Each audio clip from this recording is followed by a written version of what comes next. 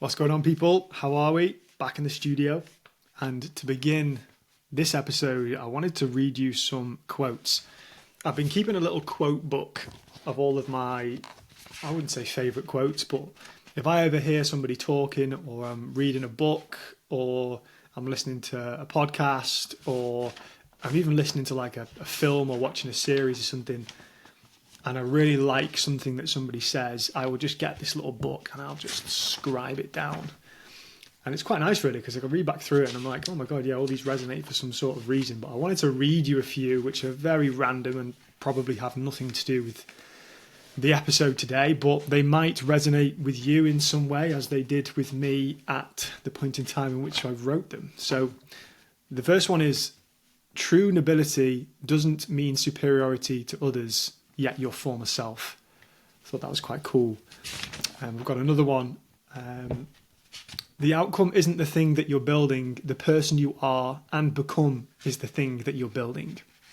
As much as we like to think the work in which we're doing and the things in which we do on the day-to-day basis are the things in which we're working towards, but a lot of the time it's actually the person who we become, and those things are the vessel of how we become that person as well.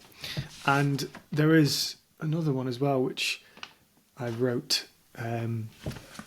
By avoiding conflict and confrontation, you therefore live in a constant state of both, which I thought was super cool, because I used to be somebody who really struggled with conflict and confrontation, and I used to view it in, I'll probably say, quite a negative way. And I view it completely differently now. I wouldn't even use the words probably conflict and confrontation, even though that's probably what you would categorize them as. But yeah, I think changing that kind of changed my life in many different ways, along with many other beliefs as well. I guess that kind of leads me on to the episode a little bit. But before I do that, a few updates from myself. So I've actually just recently began studying for a new course, which I'm so excited for. So we've got like 18 private podcasts that I need to listen through.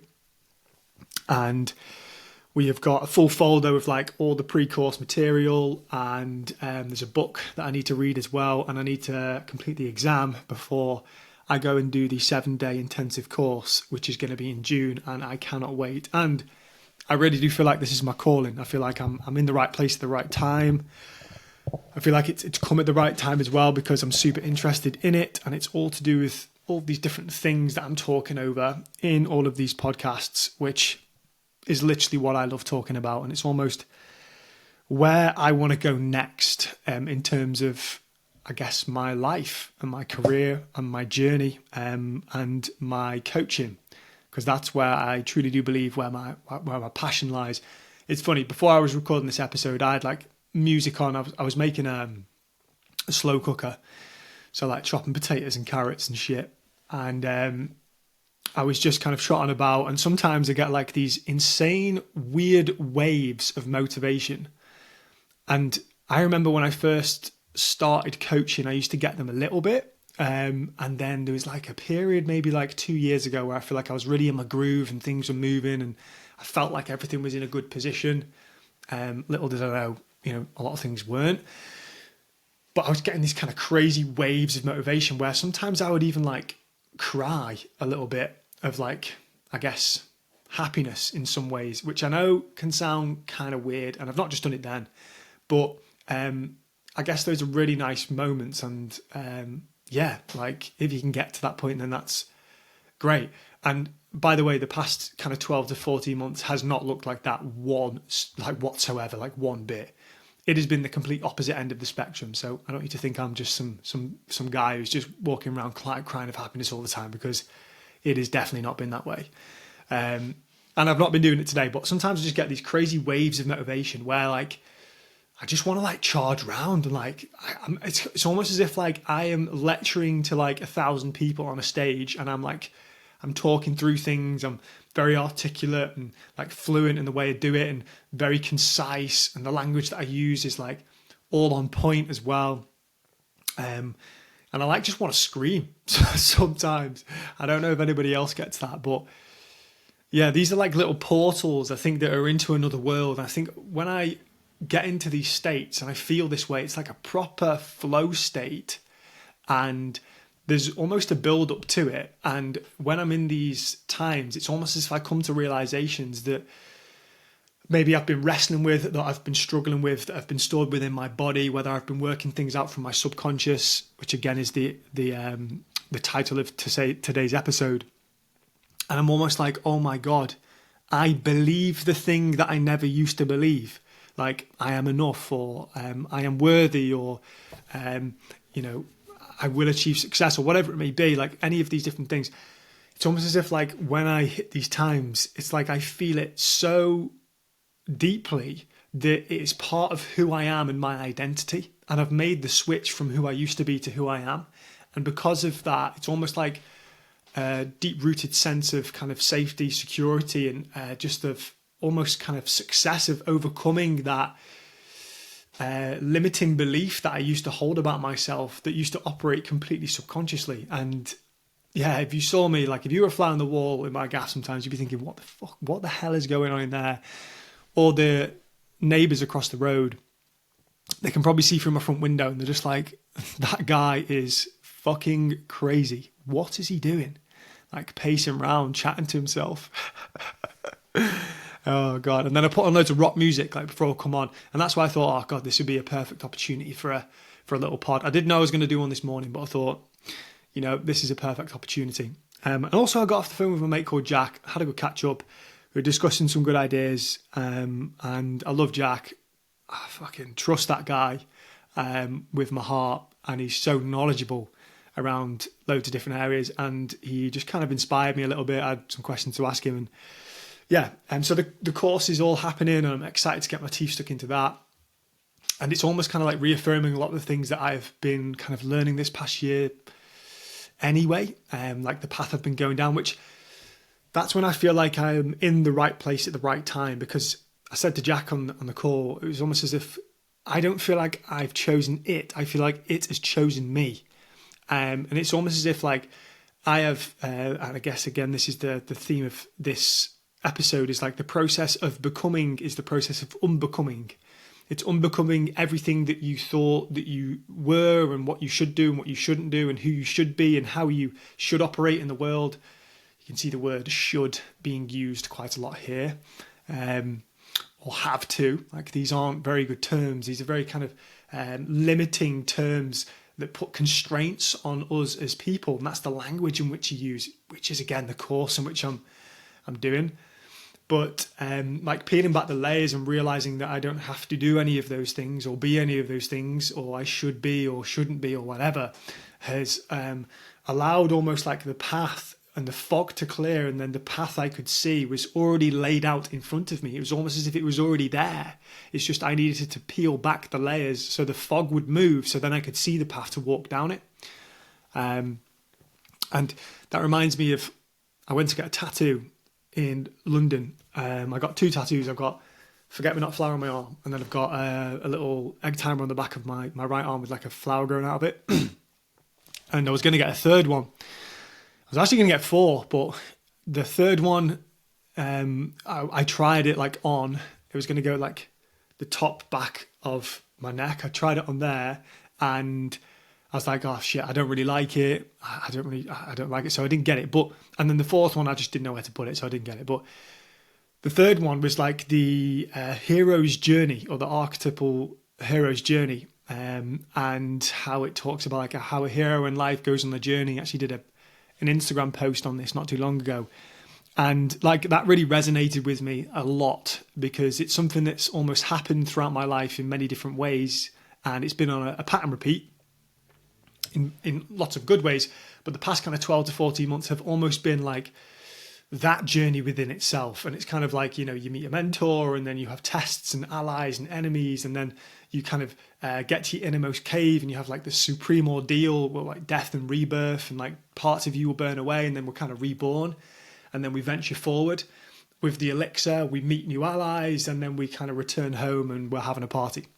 Not like we've been having a party, but you get the gist of it. That's why I was going to get tattooed, because I feel like it resonated with me quite nicely. But that's what I felt like sometimes when the fog clears. It's almost as if like the path is there. Now I just need to go down the path. and I need to venture forward with what I know now and the person who I am, with all of the unbecomings that have unbecome, so I can hopefully have the most amount of impact possible in many different ways. And also, I had a lucid dream last week. It's the first time I think I've had a lucid dream, and it's crazy because sometimes when I think I'm dreaming quite a lot, it's a really good sign, especially like your REM sleep, which is where it's going to be, your brain's quite active before you wake up, and that's actually meant to be like a really good indication of like being able to embed memories and almost kind of like process. It's almost like overnight therapy, the REM part of your sleep. But I was lucid dreaming, and for anybody who doesn't know what lucid dreaming is, it's you can control your dream when you're in the dream, and you feel like but you're in the dream. And I don't really remember last time I had this, or if I've ever had this, and it was kind of weird because I could feel the sensations on my body whilst I was asleep, and it was just wild. Like, it was so weird. So yeah, that was kind of weird. And again, that links onto today's episode, and it's about the subconscious mind. And this is something that I had no real idea about. And if anybody spoke to me about, I would almost kind of switch off a little bit, because I used to be very stereotypically science-based. I say that in inverted commas.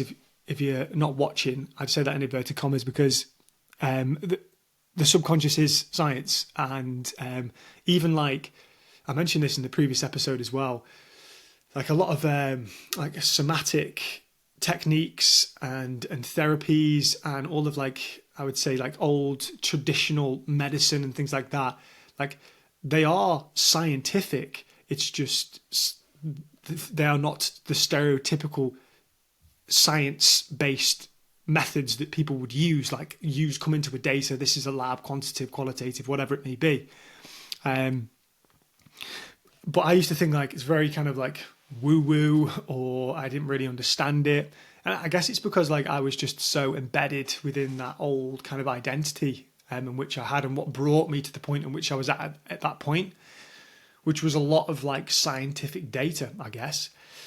But for anybody who doesn't know, the subconscious mind, we probably operate out of our subconscious mind maybe for 90 to 95% of the time, and we operate out of our conscious mind for, let's say, 5% of the time.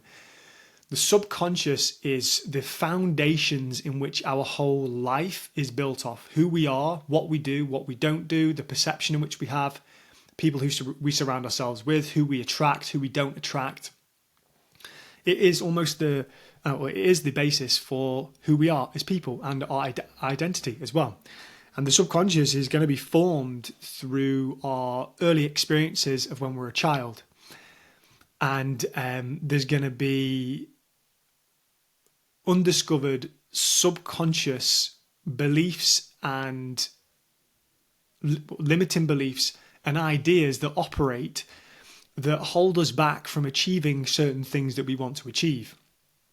And this has become very apparent to me over the past year, because if you ever go to therapy, what you're essentially doing is working through past experiences and essentially trying to embed those memories and the emotion that is attached to the memory to allow it to dissipate, so you're not having that same emotion or that same traumatic response, but you can also learn a new belief off the back of it, and you can integrate more of your rational thinking mind, which then allows you to put yourself in different situations and be surrounded by different people, or venture forward without these limiting beliefs that you have, to then allow you to achieve the things in which you want, or not have the traumatic experience as part of you as an individual. It's almost been embedded into your psyche, and it's just part of the past now. It's not operating within the present moment, and we're not anxious about it happening again in the future, because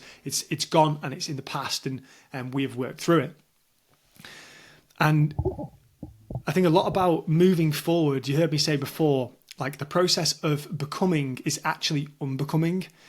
It's about forgetting all of the things that all the limited beliefs that hold us back, all of the shoulds, all of the have-tos, all of the pressures and constraints that were put onto us to be the person who we thought we had to be, to get love, to be valuable, to be worthy, to be liked, to have status.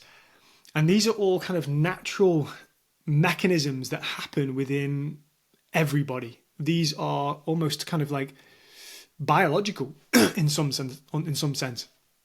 Like we're almost born with these things to want to be loved, to want to, have value, right? And our early childhood experiences will embed whether or not we believe these things to be true, whether or not we believe that we're worthy, or whether or not that we believe that we're lovable. And there could be hundreds of different beliefs in so many different areas of our life. And I guess the process of becoming the person who you want to be is being able to identify what beliefs in which you hold about yourself, which are constraints on yourself, and then being able to rewire those subconscious limiting beliefs that are holding you back so you can move forward into situations with people and in environments without the same limiting beliefs, so you can achieve a completely different outcome. So the world in which you want to experience out there is only happening from what you have in here, in your head and in your body. And that's why it's so important to have self-awareness and to look inwards and to have humility, but also show vulnerability, because you can then be able to identify where it is that your subconscious constraints operate. Where do they lie? What are they saying about what you say about yourself, or what you say about the world or people, or absolutely anything, or even your perception of certain things, and the things in which you believe about yourself? What are they saying? And to identify those things is really valuable, but you've got to have humility to accept that there are things wrong. I wouldn't say inherently wrong, but there are unhealthy beliefs that you have about yourself that are maladaptive. And I say the word maladaptive because they served you at one point in time. We cultivated these beliefs that we have about ourselves. Let's say I'm not worthy, or I'm not lovable, or I don't deserve respect, or I don't deserve love, or I can't have a relationship, or, there could be, tens and hundreds. It depends on, who you are, your upbringing, and how you operate. But these things were formed to keep you safe, because all we're doing here on planet Earth, right, it's survival. How do we stay safe? How do we stay safe? How do we look after ourselves? How do we venture forward? How do we have the best path forward possible? And how do we stay safe whilst doing so? Because we're an animal, right? If we are brought up in an environment where, let's say, we were treated in a certain way, which led us to develop the belief that we may not be worthy or lovable or respected, or we deserve love, or we deserve a relationship, or we shouldn't have needs, or whatever it may be. If we develop that belief at that time in your life, it was so valuable because it allowed you to stay safe. It gave you a very, very good reason as to why you are being treated in the way that you are being treated. It gave you something which is tangible to attach onto, to say, well, this is happening because of this. And that's the link in which you make. And a lot of the time these things are formed in our early childhood because we're pre-verbal. We can't communicate effectively. We can't talk. But children are very, very smart, and we mirror back certain behaviors, and they will be assessing and trying to figure things out based off what you do and what you don't do, which is kind of crazy, right? Because as parents, that's quite a big job, because you have to make sure that you have to make sure.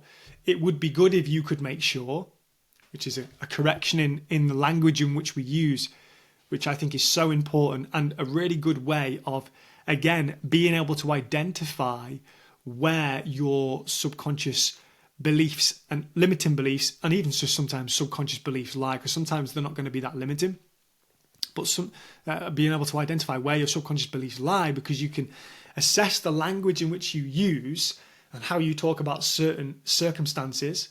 And then off the back of that, you can then start to identify, okay, so I believe this about this. I believe this about this. And I've always just believed that about that. But who's told you that? Where have you learnt that? Is that belief healthy? Is it something that is going to help you? Is it a maladaptive belief? Is it working against you or working for you? Is that something that you have been told to do, or is that something that you've chosen to do? Because the amazing thing about being able to rewire your brain and unbecome everything that we were told that we thought we should be, and whatever it may be, and all these constraints that were put on us, is you get to choose. We get to transcend. We get to have an access, this almost kind of limitless, timeless, boundless being where we get to choose who we want to be, what we want to do, what we are going to have in our life, and how we are going to venture forward. What we feel, what we don't feel, how we respond, how we don't respond. We get to choose that. We almost get to be, we become the creator of our life. Life doesn't happen to us, it happens for us. We become somebody who is an operator. We get to control instead of being controlled by it. And that is an amazing realization that we can make, and a transition. And essentially, that's like the transcendence of yourself.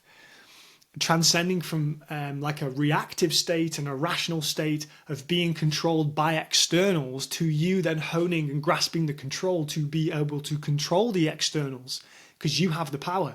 It's only within you. And obviously the first step to that is realizing that, and then being able to identify where beliefs lie, and then rewiring them and changing them and moving through them. But going back to the point about children and kids, it's like they're very smart, and they will develop beliefs off the behaviors in which, let's say, our parents have, or like their caregivers have when they're younger. And everybody is going to develop both positive and negative, or healthy or unhealthy core beliefs. It's just how many, and I guess, which ones are going to stand out for you as an individual most. Some may have loads, some may not have many at all. Some may have some which are really deep-rooted, are so difficult to outwork because it's embedded within themselves and their identity, that it's so hard to change because it's all that they've ever known. And that's the scary thing about the subconscious mind. And it goes back to like, it's the 95%. It's the foundation of what the build of what we are built off, right? So to go back and change that, which is the foundation, if you're digging up foundations, guess what? Buildings start to fall down. Shit starts to get a little bit shaky. And that's hard. That's difficult. Tearing things down that you've believed for your whole entire life to then start to build things back up again is scary. It's heading into the unknown. It's heading into this space that is, I don't know what is there. Like, what is there? But it's all also liberating and exciting to the fact that you now have a new opportunity to become the creator of what is to be in the future, which is, amazing, right? To know that we get to curate our life, and it doesn't happen to us. And we all know there's those people that are just constantly talking about like, oh, this happened and this happened and then this happened and then this happened. And don't get me wrong, right? It serves a purpose. And, some people have a hard time in life. I get that. But that's a victim mentality. I've had it this past year as well. And it's hard to see outside of that. When you're in that situation, we become a victim. We become a victim of circumstance. And when you're a victim of circumstance, that thing is in control of you. And it's hard to kind of move past that and transcend that, because that for a lot of people feels comfortable. It's something that they've always ever known, and they can relate to it, and it's the known area and land, and they stay within this position where they're okay as they are, and they can continue to play the victim and talk about all these externals and how they're being impacted, and how, oh my God, politics, this and this and this and this. It's like, oh, it's just all so bad at the moment. It's like, wow, I would hate to be living in your brain. That's why I don't watch the news. That's why just get away from it all. Like, I think the more that you start to understand this, you want to get away from everything, all these externals, because you can develop this inner peace where you don't have to look at these things. You don't have to rely on these things. You don't have to play the victim all of the time, because we gain the personal responsibility. But that's almost like a double-edged sword. That's the paradox within itself. It's the personal responsibility and the path that you have to take. That's similar to what I mentioned last episode, right? That path it's the scariest path that you will take, but it is the path that you will have to walk down to get and to transcend, to have enlightenment, to become your true authentic self. You have to walk the path, and there's points on that path where you don't know where you're going. You forget where you are. I forgot who I was. I forgot who I was, why I was here, what was happening. The whole concept of my reality dissipated, because everything that I'd built my life off, which was operating out of my subconscious with the beliefs in which I held about life and people and myself, were causing me to be a certain way. And they were that deep rooted and painful, these beliefs about myself, that I would commit everything that I would do, all of my time, to be this person, to have this persona, to chase these specific things, to overcompensate for these beliefs in which I held about myself, to prove to myself that they aren't true. Yet that process within itself, to try and prove to myself, to chase, to always look for the next thing to prove myself, was actually the process that was causing the suffering within the first place, because the belief in the first place was unhealthy, but it wasn't true. The belief I had in the first place was just simply not true. It was the belief in which I held, which gave me a sense of security and safety in the moment when I developed that belief, to give me survive, to be able to survive, to look after myself, to have a conscious, tangible belief as to why things may be happening, because that's much better than just not knowing. Like, if we don't know if things are happening to us or not happening to us, and we don't know why, then it's better to have a reason as to why than not have a reason whatsoever. And the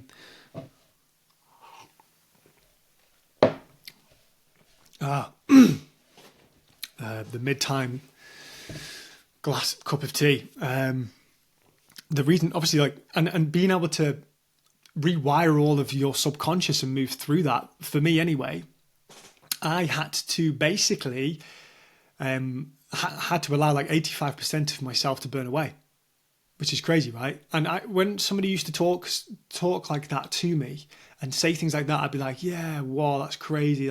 But I just wouldn't understand, because I think it's a process that you have to go through to understand, to truly almost feel within your body, to know exactly what it's like. It's a crazy process. And I guess for a lot of people, it wouldn't be as extreme, because they may not have beliefs that are so as deep rooted, or that are as bad. I don't know, potentially, maybe, who knows. But it just goes to show that when you stop looking out there for all the answers and you start looking in here, then it can give you a great sense of control. And although that can be very hard and it can be humiliating, for me, there was times in that journey where it was kind of like, oh my God, what is this now? Oh my God, again. And it was just again and again and again and again. And you'd get re-triggered, and then you'd come to another barrier, and then another challenge, and then another barrier and another challenge. And then that kind of victim mentality would creep back in. And then because of all these beliefs in which you held, it would re-trigger it. And then it'd be like, well, this is why you've always believed this. This is why you are this way. And this is why you've always done this, and you should be this way. And that was the narrative all the time. And to work that out of you, it's like, it was a paradox. It was like the thing that you had to do to get out of it, and was the thing that was causing you to be in it in the first place. When it was almost as if that whole process didn't even exist, because the belief was false. The belief wasn't true. If it was, I'm not lovable, or I'm not worthy, or you shouldn't be respected, or you don't deserve a relationship, or you don't deserve to have needs, or it could be anything, right? Any of these different things. Those things aren't true. They're not true at all. You know, if somebody cut you open, you wouldn't find all these things pouring out of you, like, oh, not worthy, like, oh, not unrespected. Like, you're just you. You are who you are. So that means those beliefs are just words. They're just thoughts in your brain. So if thoughts in your brain operating subconsciously can impact who you are and your whole life, which, by the way, are in the driver's seat for the majority of people for their whole life and they don't even know, which, you know, most people, they don't even understand this to the point where they can start to change. They become the person who is just being controlled by their life instead of controlling it. But knowing that these subconscious beliefs can operate and impact you so much, you can change your thoughts, you can change your life. Change your language, change your thoughts, and you can change your life. And it's not just as easy as manifesting and saying, okay, I'm going to have a Ferrari tomorrow, or I'm not going to think this anymore, and all of a sudden it's gone. It takes time, and it's not just as simple as that, even though I think that is part of a process. But we need to truly and deeply embrace and digest that we are, let's say, worthy. If the belief is not worthy, we are worthy, and we need to truly feel that. What does that feel like to be in that position? And sometimes we have to work through these past experiences where we held and have held so much emotion, where we've developed these beliefs, to be able to let them sink away into the past so we can be present in the moment. And that's what this is all about, right? It's about being present in the moment. It's about being here in the now and allowing yourself to venture forward with the most amount of hope and love and compassion, and operate from that place and not be so reactive and irrational and like dysregulated all the time. And we can have good health. You know, a lot of people, they struggle with autoimmune disease and back pain and migraines and upper back pain and shoulders and tight muscles, and the fascia's all tight. It's like, what's going on here? And you know, later on down the line, I actually started reading the book Becoming Supernatural by Dr. Joe Dispenza. And I've only listened to like 30 minutes, and I started like a month ago, so I'm not really listening to it. But in the first 30 minutes of that book, there's an insane story about a woman who had like cervical cancer, autoimmune disease, friggin' arthritis, mouth ulcers. Just her body was just in a complete mess. And they were talking about, with Joe Dispenza in particular, how they used meditation to change her physical reality. And essentially she got to a position where she healed all of her ailments, apart from maybe like, you know, some of the mouth ulcers. I don't know what it was. And it just goes to show that the power of your mind is absolutely crazy. And once you can yield the power of your mind, and you can do it consistently, and you know where to look for things, what to find, how to find it, how to rewire it, it can change your whole life off the back of it. And it can make you have breakthroughs with everything that you thought that you could never have a breakthrough with. And it can be to do with financials, it can be to do with relationships, it can be to do with your family, it can be to do with your living situation, it can be to do with any constraints in which you have in any domain. We hold beliefs about these things, and being able to rewire these beliefs, or even think of a new future, because that's all that it is, right? You know, we will look forward to almost reenact or perpetuate the same circumstances that we have had in the past. So if we have had circumstances and situations and experiences that have taught us beliefs about ourselves that, let's say, we're not worthy or whatever it may be, then we will look for those circumstances in the future completely, totally subconsciously, because that's all that we have ever known. And the world will reflect back to us the beliefs in which we hold about ourselves. So if we change the belief, you change the circumstances, you change the environments, you change the people, you change the mirrors in which you have in life, and you change your whole reality off the back of that. So the world that you're wanting to experience out there comes from in here. So if we change this, we change all of this. And I think that is a very liberating way to think. And,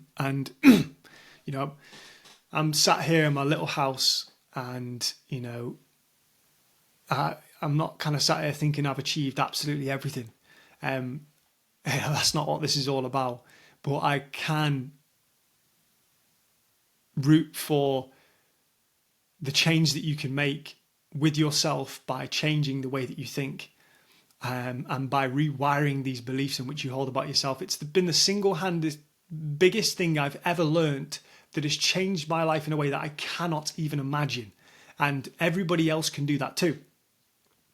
It is just learning how, and having the skills to do so. So, that was the subconscious mind. That was my take on the subconscious mind anyway, Hopefully you've taken some bits and bobs from it, and hopefully it's been useful too.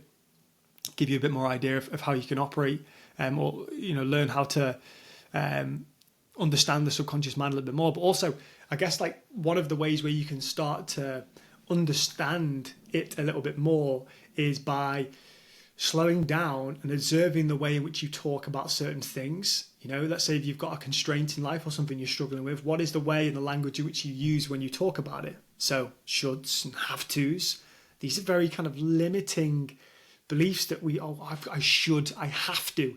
It's like there's somebody behind us cracking a whip saying we've got to be doing this. That's not the case, right? We get to choose with the majority of things. I think journaling and being self-aware, and assessing behaviors was a massive one for me. Being able to understand, what am I doing on the day-to-day basis? Why am I doing it? Because I found that I was just doing things because I'd always done them. And then I started to bear the question, like, why am I doing this thing? What's going on here? Like, why do I feel the need to always do X? Why do I feel the need to doom scroll, or feel the need to over-exercise and always be busy and fill my time all the time? Why do I feel the need to do that? Because once you sometimes can identify a behavior, you can be like, okay, so what is this telling me? Why am I acting in this way? Because it's stimulus and response, right? It's kind of like addiction. Most people look at addiction, they think, addiction's the problem. But addiction's not the problem. Addiction is the solution to a bigger problem, which is at play further on down the line.